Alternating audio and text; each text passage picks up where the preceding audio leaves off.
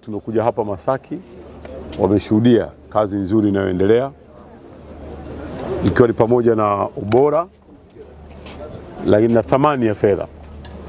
Ni furaha yetu kwamba kamati ya bunge imeridhika na kazi nzuri inayofanywa na serikali ya Dr. Samia Suluhu Hassan.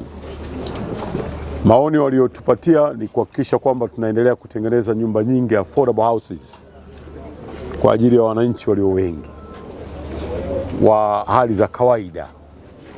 Na sisi tumechukua, na bahati njema sana hapa karibuni tunao mradi wetu ambao ni maelekezo ya Mheshimiwa Rais Dr. Samia Suluhu Hassan ya kuweza kutengeneza nyumba zinazoweza kusaidia watu wa hali ya kawaida.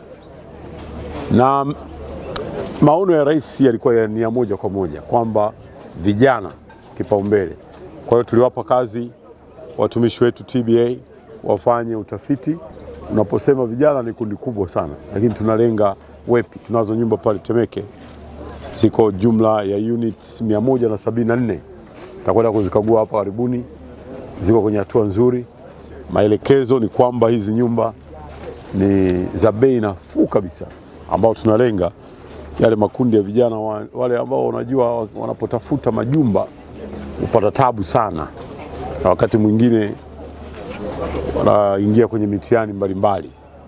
Kwa hivyo kazi hiyo imeanza na tunategemea na kutarajia tutaendelea kuweka nguvu ili kazi hiyo ifanyike na iwapate Watanzania wahitaji walio wengi, sio tu Dar es Salaam, lakini na majiji mengine kama Mwanza,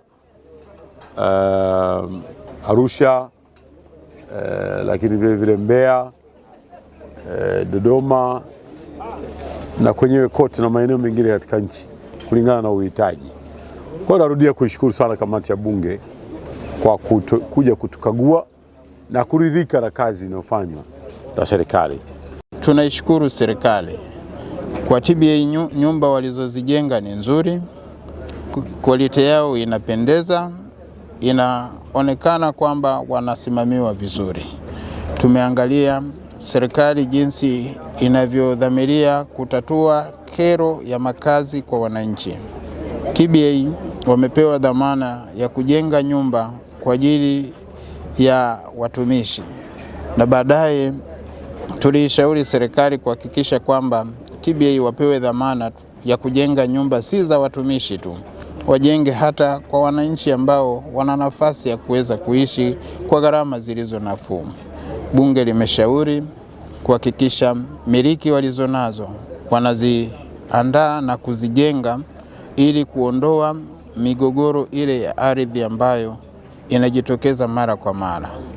Lakini bado bunge limeshauri kwamba nyumba zijengwe, zisiangaliwe tu zijengwe zile kwenye maeneo ambayo yana gharama kubwa kama maeneo haya ya Masaki ambako nyumba kuimiliki mwananchi wa kawaida ni ngumu. Kwa hiyo tumeshauri na maeneo mengine ambako kuna miliki wajengewe wananchi waweze kupanga kwenye nyumba hizo za TBA ili ziwasaidie kuokoa gharama zile kubwa ambazo wanaweza wakashindwa kuzimudu kama wananchi wa kawaida. Lakini tumeiomba serikali waendelee sasa kuwatengea fedha TBA ili waweze kuendeleza miliki walizonazo mikoani.